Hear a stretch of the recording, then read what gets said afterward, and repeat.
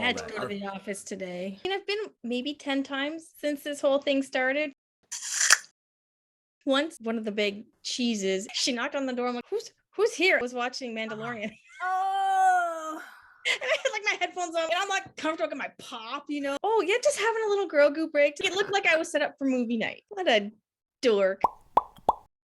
Funny that you say the big cheeses. Look at that. I just Oh. what? Is that because we have Hannah Cheesman? She's so creative. She's a writer, she's a producer, a director, an actress. She created a web series, Whatever Linda. That's what really started her career. She was in Flashpoint. Anne of Green Gables, Murdock, Star Trek, Discovery, Schitts Creek. Frankie Drake, Hudson and Rex. Jann Arden Show. And she directed a feature-length film, The Boathouse, winner of the Best Thriller Feature at the San Diego International Film Festival. Ladies and gentlemen, Hannah Cheesman. Yeah!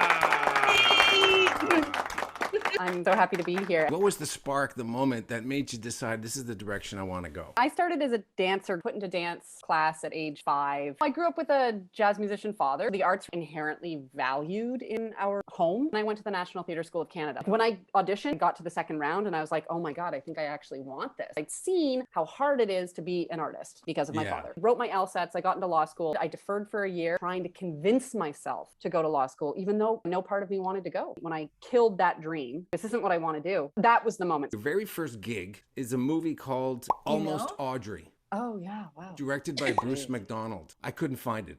You know why? It was a pilot. But the same year you did an episode of Flashpoint. Oh my God. How many subjects you say? Just one woman, at least one hostage, maybe more. She started screaming at us to go away, waving the gun around. Seems unstable. Who called 911?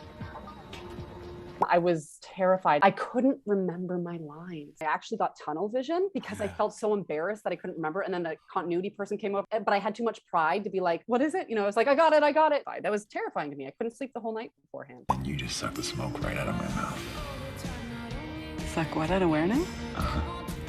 You like to make jokes when you're nervous. I'm not nervous.